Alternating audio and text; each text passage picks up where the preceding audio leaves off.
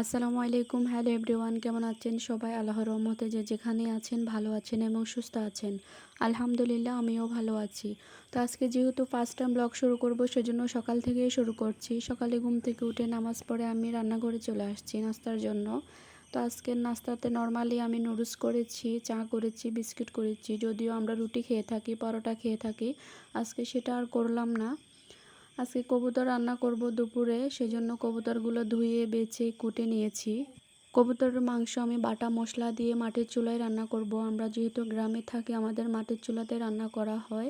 প্রায় আবার গ্যাসেও রান্না করি, যখন যেটাতে ভালো লাগে আর কি। তো এই তো আমি রান্নাটা বসিয়ে দিয়েছি অলরেডি। তো রান্নাটা আমি ভালো করে কষিয়ে সব কিছু মাংসগুলো দিয়ে নিয়েছি। মাংসগুলোও ভালো করে কষিয়ে নিয়েছি। কষিয়ে নিয়ে এখন আমি মাংসগুলোতে ঝোল দিয়ে দিয়েছি। যে যাই বলুন না কেন, ঝোল বলুন, বলুন, সব কিছুই মিলিয়ে আর কি। তো এই তো আমার রান্নাটা প্রায় শেষ হয়ে আসছে। দেখতেই পাচ্ছেন মাশাআল্লাহ কত সুন্দর কালার এসেছে। খুবই মজা হয়েছে, যেহেতু বাটা মশলা দিয়ে রান্না করেছি। তো এই তো রান্নাটা আমার শেষ। এরপর আমি পাঙ্গাস মাছ নিয়ে নিয়েছি। আমার বাচ্চা যেহেতু কবুতরের মাংস খায় না, সেই জন্য আমি পাঙ্গাস মাছ ফ্রাই করব। আমারও খুবই ভালো লাগে গরম ভাতের সাথে গরম পাঙ্গাস মাছ, সেই জন্য মাছটা লাল করে ফ্রাই করে নিয়েছি। এরপর আমি চিংড়ি মাছ নিয়েছি। চিংড়ি মাছগুলো রান্না করেছি, আমার ভিডিও নিতে মনে নেই।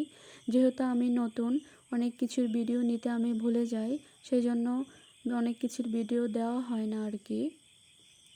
তো যা পেরেছি, যা করেছি আপনাদের সাথে আজকে ছোট্ট এক ব্লগে শেয়ার করছি। তো এই তো দুপুরের খাবার দাবার শেষ করে আমরা বিকেলে বাহিরে বের হয়েছি। বাহিরে বলতে আমাদের বাড়ির উঠান অনেক বড়, উঠানে বের হয়েছি। উঠানের সামনে একটা পেয়ারা গাছ আছে, ছোট পেয়ারা গাছটা আপনাদের ভাইয়ের হাতে লাগানো আর কি। সে পেয়ারা গাছ থেকে আপনাদের ভাইয়া পেয়ারা পাড়ছে। পেয়ারাগুলো অনেক ছোট, তবে অনেক মিষ্টি, খুবই ভালো লাগে খেতে। তো এই আজকের ব্লগ এই পর্যন্তই। সবাই ভালো থাকবেন, সুস্থ থাকবেন, আমার জন্য দোয়া করবেন, আমার ফ্যামিলির জন্য দোয়া করবেন। সবাইকে আসসালামু আলাইকুম।